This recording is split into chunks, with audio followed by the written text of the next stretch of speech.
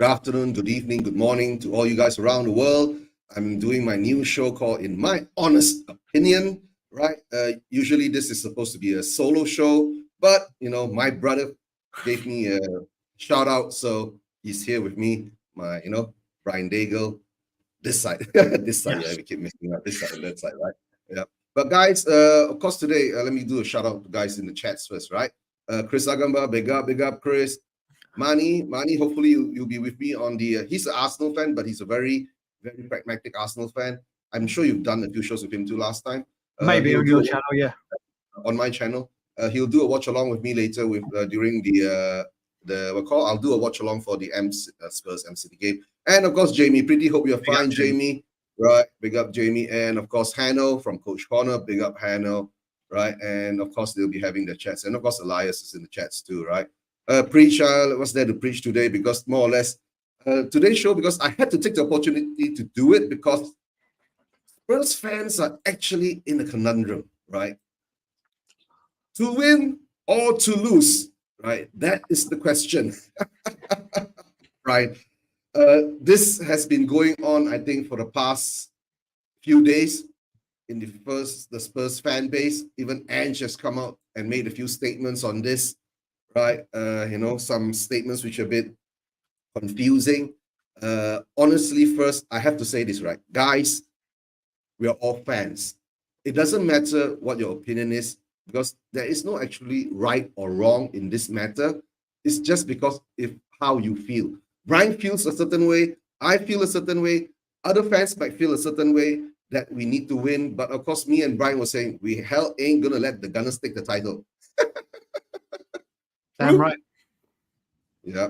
So at this moment in time, there's been a big debate. Ange has come out to talk in his press conference saying, what's the percentage of the fans, I'm sure all of you have read, right? I even saw in the BBC saying, Ange thinks that 100% of the Spurs fans wants us to win.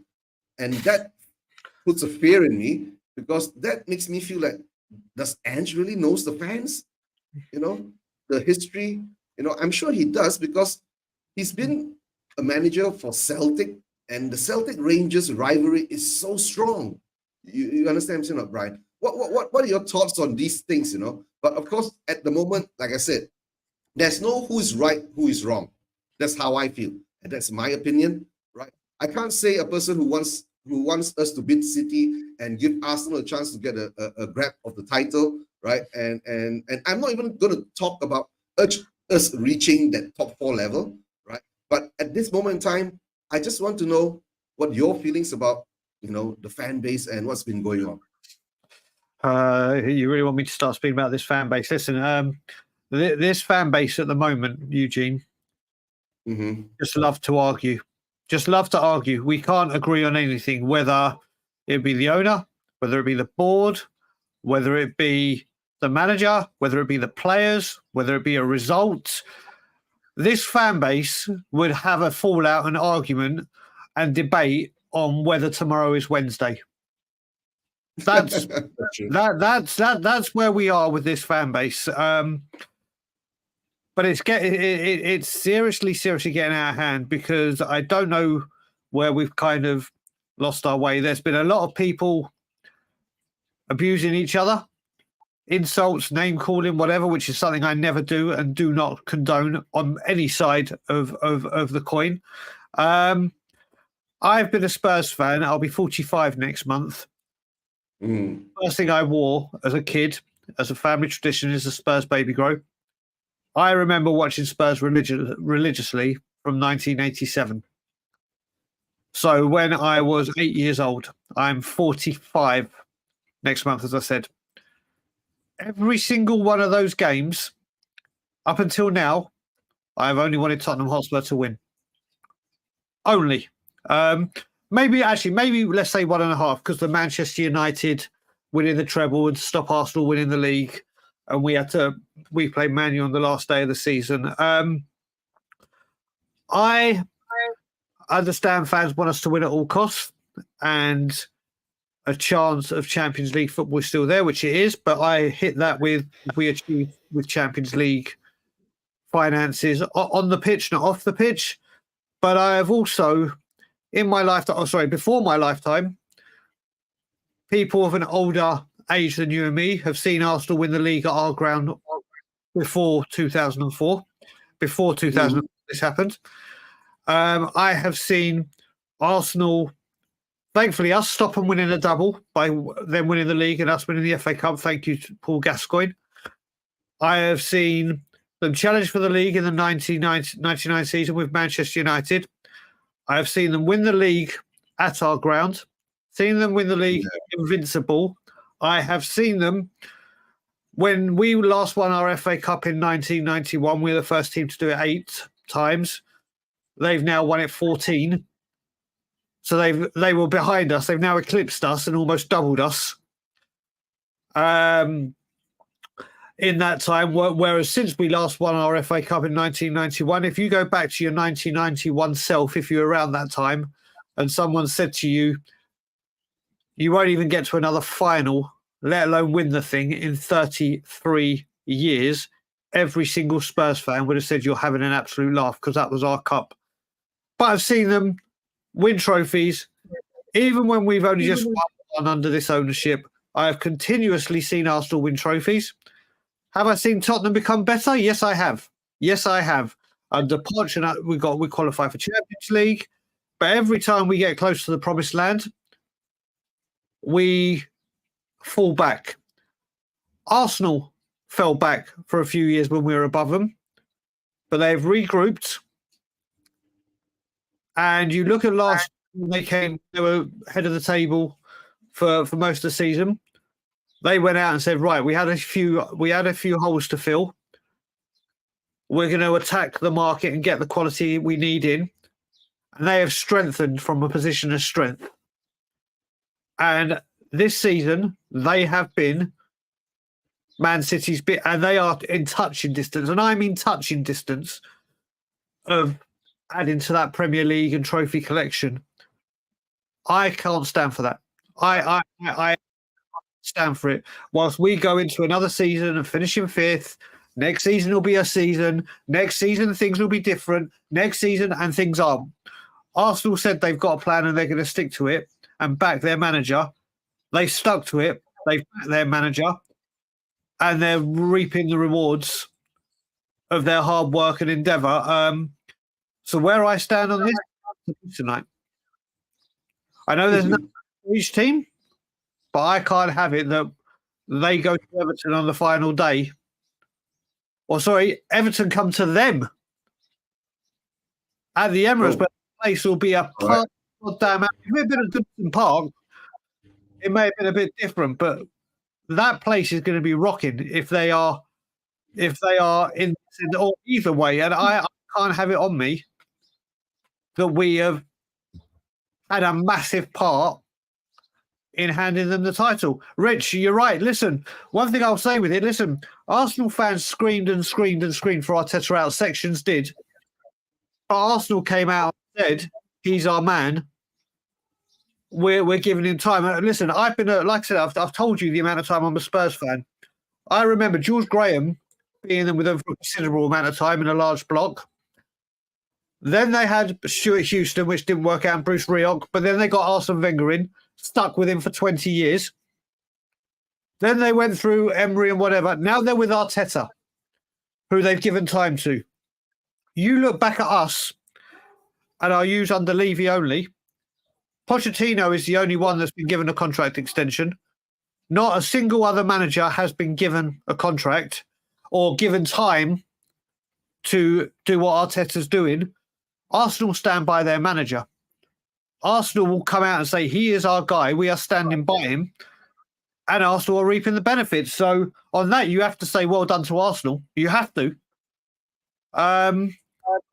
And that's where we are. Sticking by Arteta has been proven absolutely bang on the right thing to do. Mm-hmm. That's true, Brian. Right. The thing is that we know that, right? We've seen this gone through, how many managers in the past 5 years, right? After sacking Poch, bringing in Mourinho, then you have that short interim Nuno that made us proud for a while, and Conte, right? And now we've come to Ange, right? Of course, today, at this moment in time, right, the conundrum that this football club has put the fans into, I don't even understand why we do things like that. It's right. At this moment, I don't blame the fans for being divided, because even in Malaysia, I'm from Malaysia, right? Even in the Malaysian the Spurs fan base, right? There is that divide there. There are a lot of us who wants us to actually not lose, right? To give our best to go out there to try to win the game. But while that is happening, my next question is, do you think that we have the capability of actually beating M.City? Bar that, we have, M.City has got this history. They haven't actually scored a goal at the new stadium, right, since it's been built, right? Apart from that FA Cup, whatever you could say, and this is the league, right? And we've beaten them. We have not lost to them, right? We've actually beaten them every game that they've come to Tottenham Stadium in the league, right? So at this moment in time, I guess why the rest of that, the outside fan base is actually the truth, right? This game has not only divided the Spurs fan base, it's created a weird kind of scenario where even the Arsenal fans now are like supporting us to beat M.City, right? And I've seen on social, we know all those social media is one of the, places to, find all the weird things that happen there. You know what Arsenal fans are saying now? If we win the title, right, we're going to share it with you. So my question is that Arsenal fans, are you going to cut the cup in half and give it to us and put it in our cabinet? What do you mean by share it with us? Right? But it is what it is. As I see it, I think this has been played into, come on, guys. We know this is media drama again, because with this media drama, right, it builds up the hype. This game could have, guys, this game could have been scheduled, right? Not as our penultimate game. It could be a schedule even before the Chelsea game, right? But no, we had to schedule it at the last game, second last game for Spurs, right? And this is one of the title till. And the other thing I've got to say, Brian, Arsenal came to us. Why didn't we show up? Right? That was also another question, right? Why didn't we show up? Why didn't we put a dent into their title challenge?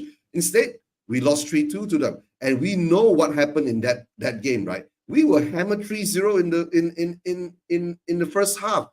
Arsenal didn't even come out of second gear, And this moment in time, right, I've been seeing, right, Arteta has been very smart, There are a few fans in the chats now, I mean, Mani is a close friend of mine, right, who's doing a lot of shows with me, right? The chats in the comments in the chats, right, are going. If Spurs actually wanted to dent Arsenal's hope, right, we should have done it when we played them. That's all I can say. But now, it is what it is. We've come to this juncture where the fan base, the Spurs fan base, it's divided, right? I'm not even sure how many. Have you done a poll out there in Twitter recently? No, I listen. I haven't done a part. I've voted in polls. I went on We Are Tottenham TV, as did a host of other people, and I think 95% said they all want us to not take any points. But of course, the YouTube trolls like to come and just think that I was the only one that said it, and also said, "Listen, I'm going to slap your mother, and I'm going to come and nick your dinner money." And of course, it's part and part of of being me and doing what I do, that I'm an easy target, and I know I am. So it's water off a duck's back. But look, what you got to look at as well when we talk about this, I think a lot of the only reason people are even thinking we're in with a shout tonight is because we are their bogey team. Because they cannot, that's it. That's it. It's not because we're the best team. It's not. It's simply because since Pep's been there, he can't score a goal in the league at White Hart Lane. He can't get a point at White Hart Lane. What a lot of people have also been saying, which I didn't pick up on until yesterday, but it's damn right. We've never had to play Man City at this part of the season, when it's the business end. We've either played them at the beginning, where they occasionally have got off to a slow start, or in the middle. Man City always, from January, bang, they become a juggernaut and they just steamroller everyone. Then you speak about, obviously, Someone sent me something yesterday. This season, out of the top 10, we've won 5 games. So out of 20, we've won 5 of them. And we haven't done the double over anyone that is above 17th. So from 16th up, we have not done the double over anyone. Then you look at it. Listen, will I try and blame every single thing I can on Daniel Levy? Oh, you're damn right. But the fact that we are where we are right now isn't Daniel Levy. Yes, he could have brought better players, and let's take that out. We are where we are because players have dropped off form. The system hasn't always worked. We've been found out. Set pieces have been found out as our Achilles heel, and we've been punished for it. There's games where we wish we could have dropped back. But listen, I am fully behind Ange, and I think Ange can do well next season if it's always an if, he's backed and given exactly what he needs. Not a cheap imitation, not one for the future, the exact player he wants. But my main concern with today is if anyone is going to that ground and you are a Spurs fan, and it sounds stupid me saying if you go to that ground as a Spurs fan, just be goddamn safe. Because there's 3 things that are concerning me about it. First of all, if Spurs score or Manchester City score. Now, people will know, obviously, I am one of the people that are very, very prominent within the Levy Out movement, if you want to call it a movement, whatever. It's the group that I proudly stand with that organise all the protests outside, whether you like them, whether you want to bitch about them, whether you moan about the people, whatever. I've got a big hand in doing what all the other great people are doing as well. When we're in the ground screaming, we want Levy out and trying to get it ascending, people did one of 2 things. Either joined in or looked at you with utter disgrace and started shouting and screaming at you, or trying to get into fights. Now, that was just Levy in, Levy out. Now, today, you're going to have exactly the same thing. On if Spurs score and people are celebrating, there's going to be people that want Man City because of the Arsenal go, what the fuck, you chip, blah, blah, blah. It's going to, and the other way round. If Man City score and people, whatever. So you got that. That's a huge issue, a red flag for me.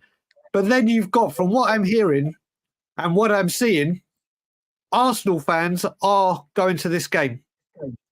Oh. Arsenal fans have got their tickets. And not only that, I saw on Twitter as well, because there's 5,000 available, Man City fans are taking tickets from the home end. So in that stadium tonight, you are going to have Tottenham fans. You are going to have Arsenal fans. We know what happened when Arsenal came here recently and got into our end. And you're going to have Man City fans. So that stadium tonight, there is going to be problems. There are going to be problems, regardless of the result.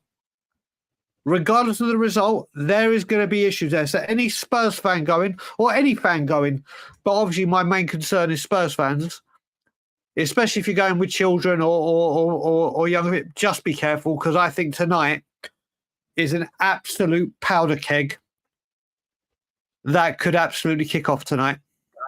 That's true. That's true. And when you say when there is actually M.City fans and Arsenal fans in the stadium, that is my fear now, because, you know, if the Spurs fans, if they are going to go at it among each other, that's one problem, right? Then what if the M.City fans and the Arsenal fans go at each other? Then that's another problem. But guys, to tell the truth, right, I said, we are all fans. It's football. We know the tribalism is very, very heated, right? But hopefully we can come to everyone to be decent, and like what Brian is saying, right? There will be children in the stadium.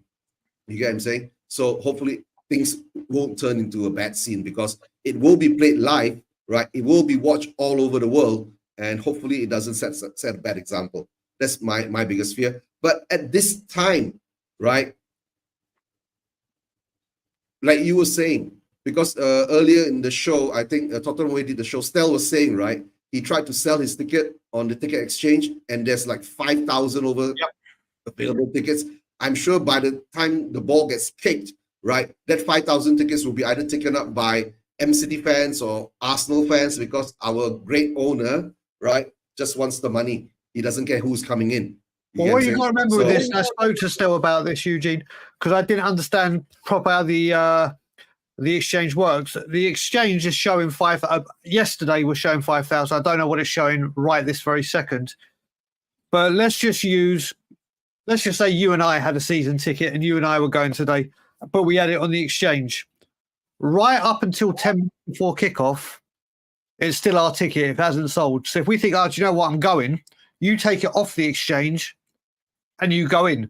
What will be, whether they all get taken up by other fans, whether they do get sold on the exchange, or people do decide, you know what, it hasn't been sold, I'm not going, I'm leaving my seat vacant in a form of we should have to wait and see. Knowing what normally happens, that stadium will be full.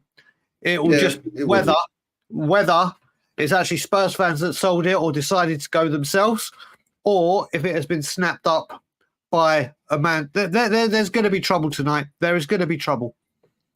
Mm-hmm. So that's, I mean, I guess in the grapevine, Spurs fans will have that feeling because there is already that big divide between the Spurs fans, right? The one group will want us to go all out to win, and the other group, there's another group that says that if we win, it's like handing Arsenal a title, and that cannot be even tolerated or even thought about, right? Giving Arsenal a title. But like I said earlier, right? If we didn't want Arsenal to get the title, we should have done something when we met them. What is it? Was it a month ago or was it 2 or 3 weeks ago when they played at our stadium? So that should have been our part. The team and the squad should have done their part there to throw a spanner into Arsenal's title challenge, but we didn't do it, and it's come to this stage where tonight's game, it's so hyped up, right? Even honestly, to tell the truth, yesterday I went on to DR Sports, right? I was on with Abby and KG, right? There is, a certain weirdness to it at this moment in time. You feel so weird there. How would you say?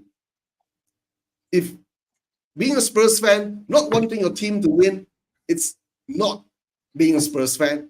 And being a Spurs fan, not wanting Arsenal to win the title, right? It's not a Spurs fan thing. So, it's so confusing at this moment in time. So for me, and as I feel, honestly, because I'm not in London, I'm an overseas Spurs fan, right? Of course, I have to wake up later at 3 a.m. to watch the game, right? Most probably, the local fan base in Malaysia, right, is not as divided, I guess, as in the home ground, because the home ground fans will be, how would you say, more, we'll call the passion and the heat will be there. For us, we are just going to watch it on the screen. And because for us in Malaysia, the game is at 3 a.m., we can't congregate into a place, right, to actually watch the game, right? If this game was played on a normal Saturday or Sunday, played at a normal 9 p.m. our time, let's say 3 p.m. UK time, then maybe there will be a congregation of, a group of Spurs fans watching this game. But most of us, most probably, to tell the truth, at 3 a.m. in the morning, we won't be going out to watch the game. We'll be watching it at home. But that feeling now, like what you said, right? What you said, there is a slight danger for the actual people attending the game. So to win or to lose, like I said before in the beginning, that is the question, right? Well, Eugene, first of all, I just want to catch up. I just want to touch base on something you said, which is so poignant in this. I can't believe I'm using words like poignant. Bloody hell. Now, you were talking about being an international fan. I consider myself now an international fan, obviously living in Toronto, Canada. And what I am seeing, and this isn't a dig at anyone that's an international fan. I embrace it more than I ever thought I would because of my surroundings. But I don't think whether you're a brand new supporter to Tottenham, whether it be your age or you've just got into the Premier League or whatever, I don't think people, obviously you hear the knowledge and you hear that Arsenal is the number one rival and there's a fierce rivalry and hatred between each clubs and whatever. but I don't think people fully understand, and that's no fault of their own at all. Because I come here and live in Toronto now, as you'll see in American sports or North American sports such as basketball, baseball, NFL. There is one, apart from like the New York Jets and the New York Giants, there is one team per state.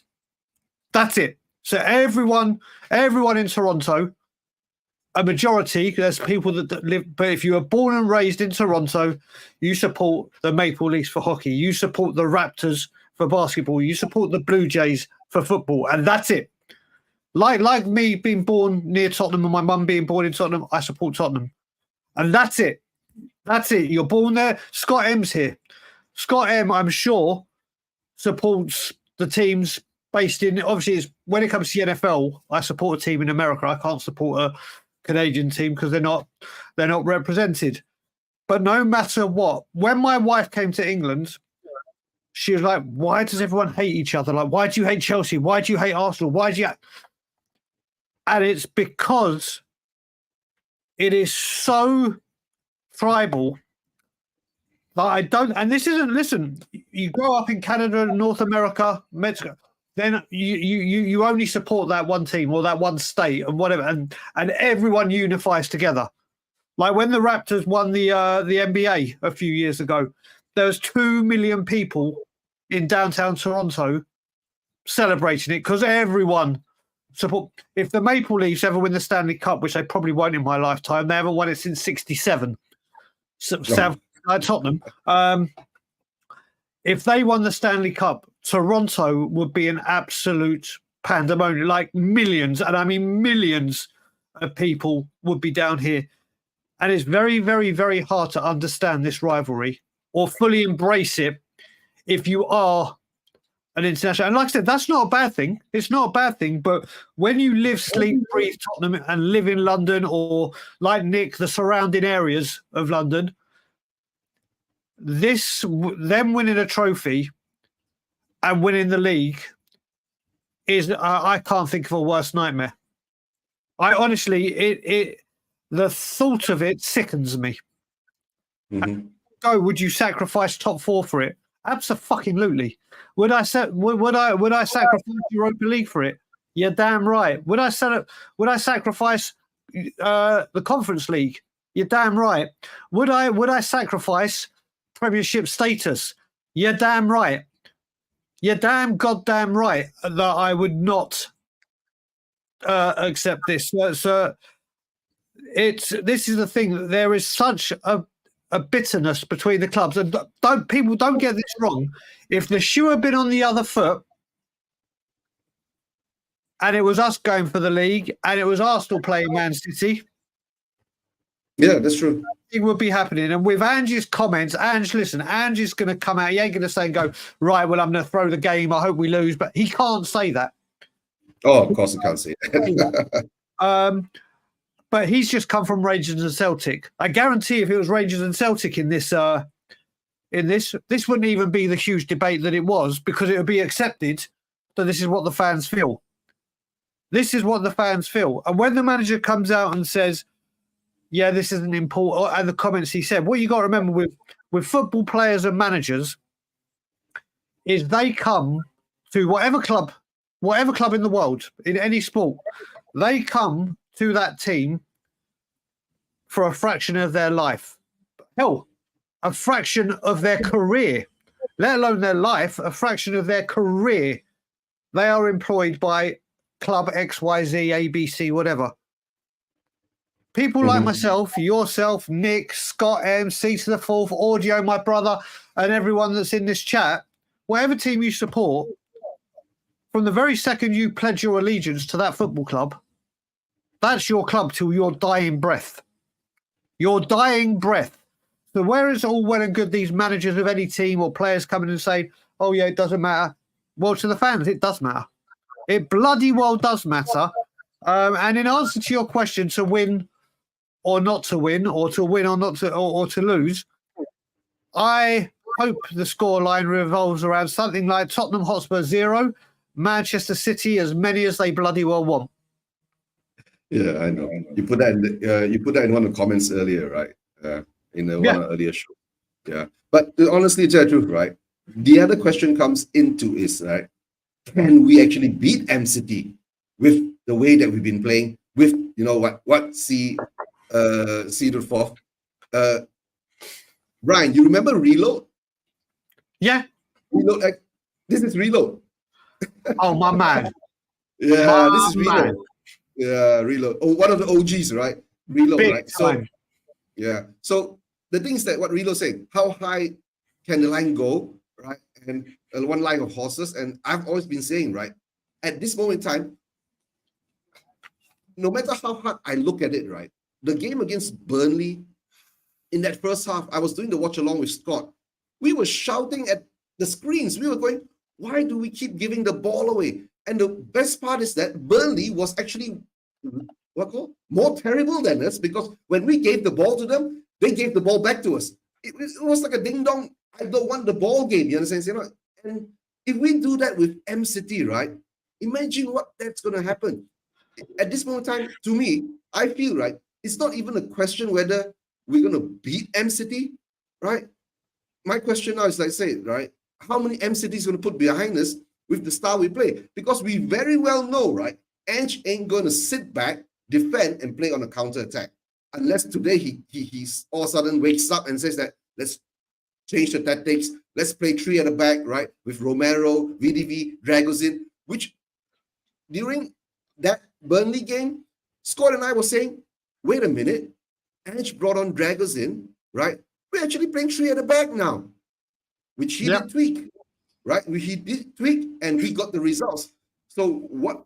Imagine, Brian, if we see the lineup today, right, and we are playing a 3-5-2, right? Yep. Then we will have to be afraid, because most probably we're going to sit back, right, and counter. But then another question will come in.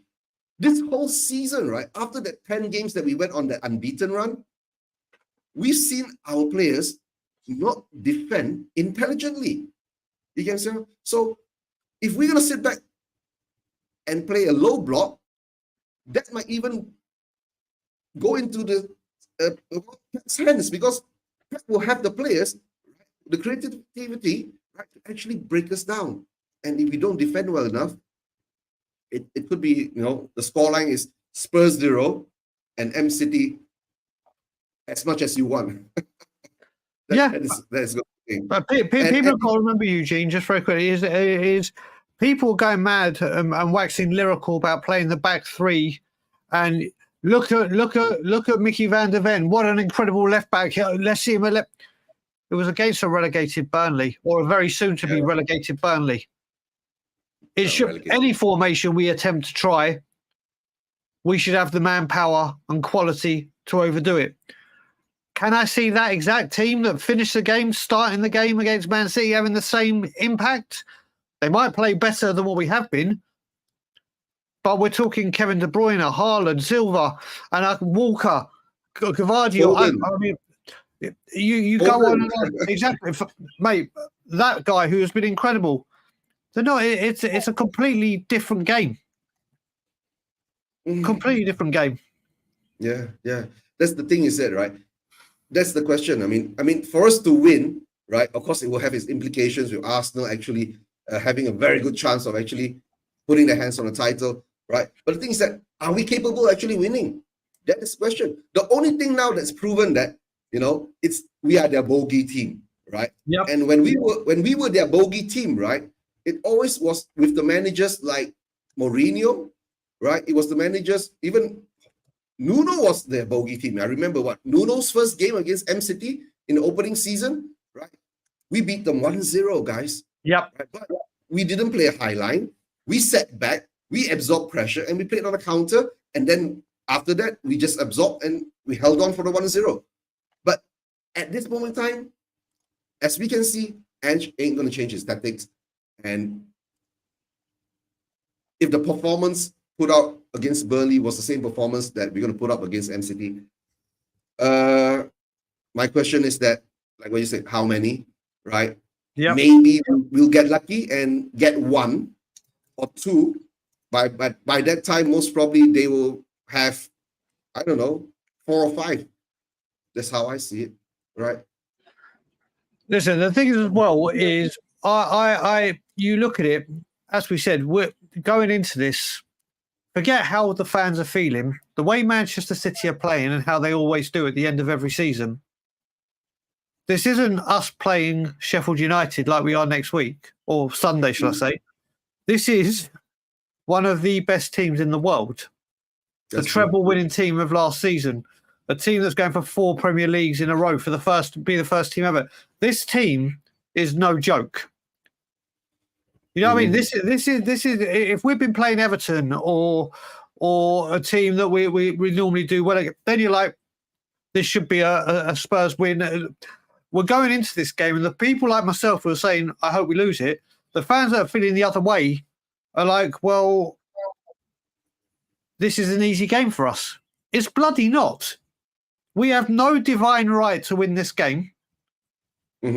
If you took all the drama around the consequences of what this game means for both teams, and obviously the filth, and you just took the footballing aspect out of it, if you asked 100 people, I'm guaranteeing over 90 people would say this is a Man City win.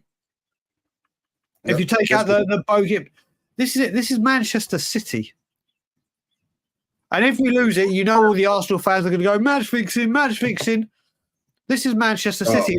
And to be fair, Arsenal fans, I blame us not going for Champions League on the 4-0 to Newcastle, the 4-0 to Fulham, the 4-2 to Brighton, and the games we've thrown away. Arsenal went to Manchester City and played for a draw. Yep. If you played for a win and got it, we wouldn't be in this situation. If you hadn't choked against Aston Villa, we wouldn't be in this situation. But we are. So it works both ways. Listen, do I care if we get 4th? No. Why don't I care? No. Because nothing will change. I've said this, Eugene, and see if you can find another player and anyone in the chat.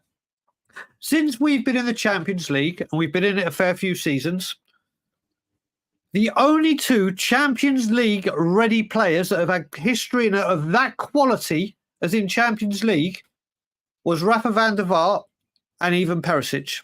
And they were both at the top of the mountain going down, not near the top and at the summit. We haven't brought in players that are Champions League ready. Don't get me wrong. People like Gareth Bale, Heung-min Son and others, they weren't Champions League. Dele Alli, they weren't Champions League elect. Well, Caesar Fourth just said Romero. Romero, you can chuck in that. So yeah, stand corrected. There's a third. But Dele Alli, Heung-min Son, and others, they were not Champions League elect when we bought them. We made them there. So I don't get why everyone is banging on about getting 4th. It's not a trophy. It won't do anything. Yep. It won't do anything because if you believe, Champions League, we've got 2 different sheets, and if we get Champions League, things will be different. Well, if you think that, then you're bonkers because we hear this every year.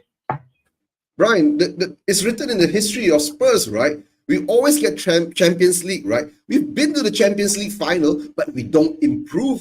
You get what I'm saying? Right. We don't get the quality of the players to improve when we reach Champions League. You get what I'm saying? We don't buy Champions League level players or close to Champions League level players, right? To actually develop them to become Champions League level players.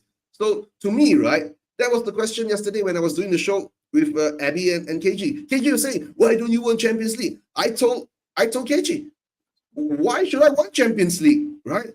We've never done anything in Champions League. You get what I'm saying? All these years, what has happened? What have we watched that we have done in Champions League? Okay, the 2019 run, right, all the way to Champions League. Guys, it was a fantastic run, right? But we still have to put it into a certain context, right? We had hell of a lot of luck, bro. You know, we beat M.City by the scruff of the neck, right? To get into the semifinals when we were in the quarterfinals. We beat Ajax, right? We were down and out, you know, and we beat them. But of course, in the end, when we reached the final to play Liverpool, we disappeared. That's the sad part because we know, right? we don't have that squad quality to do something in the Champions League. And if we are in the rebuilding stage of our football team or our football squad, right, we can't be in the Champions League because we don't have the quality of the players. Even if we get in the Europa League, Brian, right, I'm saying, hopefully we'll be competitive there. You get what I'm saying? Right? But winning it, do you think it's going to be easy? Look at Liverpool. They were dumped out of Europa League by Atalanta, of all teams. Liverpool were the smack-on favourite to win that cup. But it is what it is. They're out of it, right? So at this moment in time, Champions League to me is, it doesn't matter too much because like you were saying, there's no trophy for Champions League, right? But of course, the only thing is that there is a bigger paycheck that comes back into the club, right? And to come to that, right, most probably I'll be doing a lot of shows, right, talking about how the club is being run. And if I have guests on, like Brian and all that, we will have a lot to say about this. Because my biggest fear now, honestly, next season, right, a lot of people say that we've got a war chest, a big kitty to spend this and spend that. But I read through our accounts, Brian, right? We've been losing money for the past 5 years. The only thing positive about our accounts is because of the appreciation of the land, of the stadium, right, is making it look good.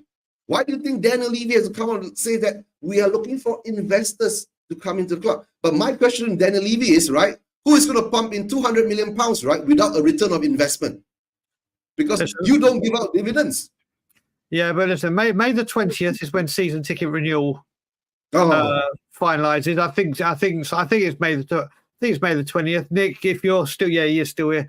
I think it's May the 20th. That's when these silly rumours go away, and we start hearing the norm. We go through this every season.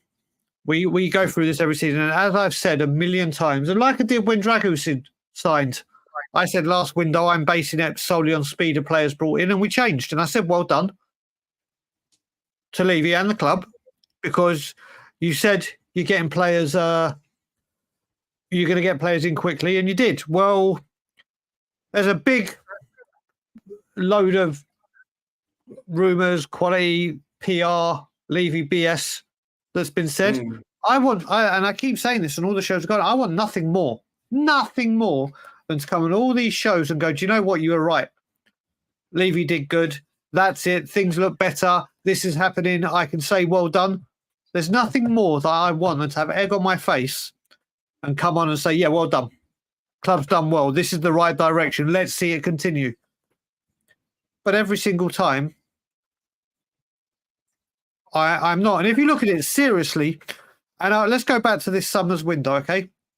Let's break this down. Everyone said it was a fantastic window. We did really, really, really well. It was a home run.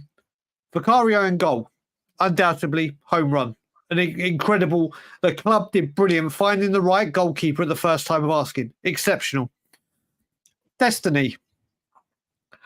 Now, Destiny is a great signing and will be a great player.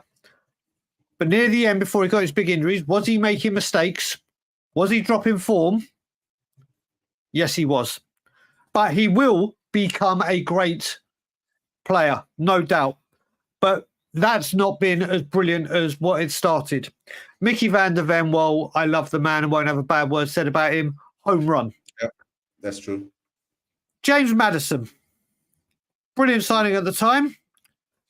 Wayne Holland said as a Leicester fan, it'll be brilliant to start off with, watch him get an injury and then disappear. Bang on the money. Has he been a hit this season or has he been a flop? Or in between? I would go in between and then maybe a little bit towards flop. Ashley Phillips, one for the future. I'm all for that signing. I'm a huge fan of him. But it's not for now. Vuskovic, again, not for now. Okay. Not for now. Vuskovic is what, 16 years old? Yeah, exactly. Another one for the future. Manor Solomon, injured for the whole season. Haven't seen him. Yeah. Valise, out on loan. Can't even get a game where he is. So don't get me wrong. At the beginning of the window, what looked like, yes, we've done smart business. It's worked out well. If you analyse it now, Even the winter one, Werner. Dragons I thought in. the smart business at the time. Has that worked? Not really. Dragushin has come. Has he had? Obviously, he played when. So when you look at the trial, theoretically, the name. Brian, you forgot one person. Who did I forget? Brennan Johnson.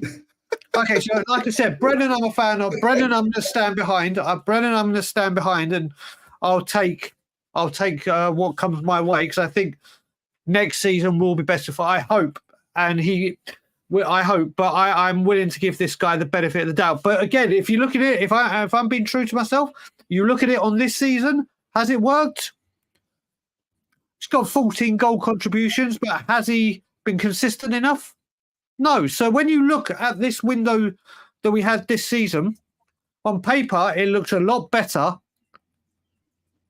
than it actually has been on the pitch. So you look at this, it's and as C the Fourth just said, Reload just said, Dejan Predictabiliski became a permanent signing. So going into this window, do I believe this window is going to be different? Do I believe this window is going to be champagne and Skittles? No. Do I want it to be? Yes. But I'm waiting for the window, and then if it does go tits up, I will go active. Yeah, I know, Brian. But the thing is that, right, there's one thing that actually changed, right, in the past few transfer windows. Haven't we not noticed, right? I told you, right, we are doing deja vu in reverse, right? Nowadays, right, I still remember, when was it? Was it under Conte? You were still standing. That was when Conte first came in, and you, Graham, Isaac, you guys were standing outside the training grounds, right, protesting for how many days? 15 days, right? Yep. And on the last minute before the bell rang, Bentancur and Decky came in. Correct? That was that time. Yep. Right. Correct. And Bentancur and Decky, I think Paratici found them to be the perfect fit for the way Conte plays. You see, that's why what I'm saying, Decky might be not that player that plays into a Ange kind of style. That, sorry to say, he could be used better in a different way, right? Then now we are doing our signings after that debacle, right? The next season when Conte was in charge, right? The players came in early, bam, bam, bam, bam, right? Then we were sitting there waiting. Okay, let's get one more good signing in, and it never came. And now when Ange has taken over, right, that scenario has started again. We've been getting players in, bam, bam, bam, bam. Then I think our last minute signing of the season was released, or was it Brennan Johnson? I can't remember. Brennan. It was Brennan Johnson, right? And they came in. And of course, during this January transfer window, Spurs were the biggest spenders because, of FFP rules and all the PSR rules came in, right? Rest of the clubs didn't spend that much money or didn't spend at all, right? And we got in Gregerson, and of course we got in Werner. And like what you were saying at that time, I think Werner was an emergency signing because Ange didn't have a choice, or maybe Ange wasn't given much choice, right? Son was out with the Asian Cup, right? Yep. We needed a winger, come striker or whatever. So that is the thing. And as Werner worked out, you and I know that it hasn't worked out that well, right? So it is what it is now. The thing is that what Ange has been saying is that's the weird thing, is being the Spurs manager, right? It's always hunky-dory when you first step in. Everything is fine, everything is good, right? But now what I'm seeing, Ange is starting to crack because he's going back on a lot of words that he's been saying, right? Now he's even come out and said that there is certain elements or certain people in the setup that is not following his philosophy, not being able to adapt to his philosophy. So that's another danger sign. That means our squad needs a clear out. He needs to get in more players. But then, Brian, we come to our great chairman who's in charge of the football side, right? We all know that he's always been in charge. All these other people brought in, the football director, football whatever, whatever. Even the manager doesn't have much of a say or what players that comes in, right? Is he willing to let 10 to 15 players get sold out. That is another problem. Are we going to move? And a lot of people, I mean, Stel said what, right? We can't get rid of the old deadwood, but hopefully this summer we're going to get rid of this group of old deadwood, but we've brought in another new batch of deadwood. It just listen. It keeps repeating. So people think, okay, these 12 people are up for sale or whoever it may be.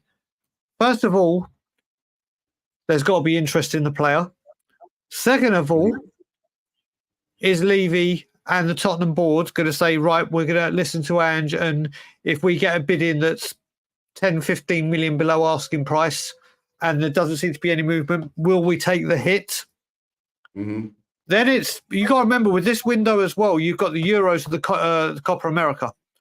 And we all know, and correctly so, every player that goes away on international duty, whenever you hear them talk about transfer rumours, they go, listen, I'm on international duty with whatever country they're representing. My whole train of thought right now is getting my country as far as I can. And I don't hold that against anyone, especially anyone representing England. If we're going for a Belgian guy, a Mexican guy, a Greek guy, if they're on international duty in a very, very important tournament, I respect every single player that says, listen, don't even begin talking to me about this. I'm here for my country. There is a lot of work to do. And even though the summer window is a very long window compared to the January one for obvious reasons, there's 2 tournaments. I don't know if they overlap each other at the actual time of the tournaments, but there's 2 tournaments going on, which eats away, because then those players, after they get knocked out, get an extended holiday. So we're going to have to see what happens. But if we release, let's just say 6 or 7, we need to that means we need to bring in about 10 or 11 because we need to strengthen what we already have. That's true. But then if you get rid of players, you need to bring in to cover and to replace and to strengthen. So it's all. But when you start thinking about how you can actually do this, it's not logical. Right. Yeah, I know. But Brian, what I'm saying too is, right, with all these international tournaments going on, right, they are big tournaments, right, because the players will give their all out. I've got a big fear for VDV too, Mickey Van Ven, because if he goes out and play for Holland, right, and he gets injured there, and he comes back and he can't play until somewhere, in September or October, then what's going to happen? You guys know. And I can tell you, right, Levy ain't going to buy players when the tournaments are going on. Because what's he going to say? If I sign a player, right, and he gets injured, right, and he can't play for a year, he'll be saying it's a waste of money. Yeah, but that in fairness, Eugene, that's every club. It's not. It's not just Levy. But what you got to remember as well, we use Van der Ven as the prime example because obviously of how important he is. But it could happen to any player. It could happen to any first team player of any team. Romero, It could happen. Listen, and again, this isn't what happens on in that tournament. Isn't just Tottenham related. It's every team that has a player represented from whatever league you're in. You always run the risk if they get a big injury, we're screwed, or that's a huge that we need to replace. The main point of it is what you have to remember as well. Let's just say there's a player we're going for, one from each tournament, and they both have incredible tournaments. If it was 35, 40, 50 million before that tournament, that now becomes 65, 70, 75, whatever. But it also works the other way. If they have a bad tournament, but this big summer that we're meant to be having and this window that's the game changer, already you've got 2 major tournaments where injuries could happen, form value could go. There's so many ifs, buts, coulda, woulda, shouldas that, again, it causes me major concern. That's true. Come to think about it, yeah.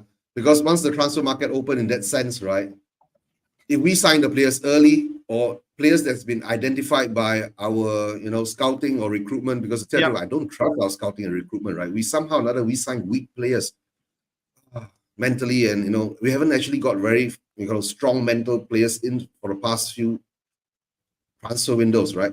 I mean, I can say more or less we got a bit lucky. This transfer window, these 2 transfer windows, right?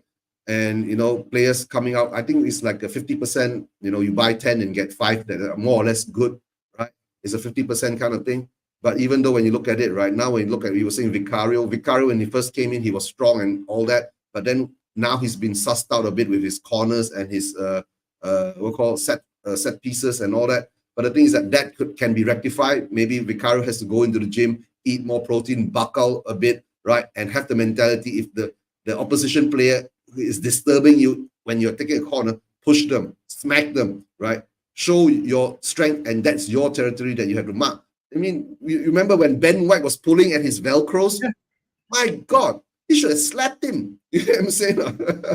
Yeah, but see, this is the thing as well, Eugene. Just to show, this is it, and you're right. Listen, every player goes into this summer, when they come back on training, there's areas they need to focus on. There's areas they need to work on. Oh, yeah. And Vicario needs to work on his aggression, his power, his and all things around that to be more commanding in the box, which has been a big problem in the latter part of the season.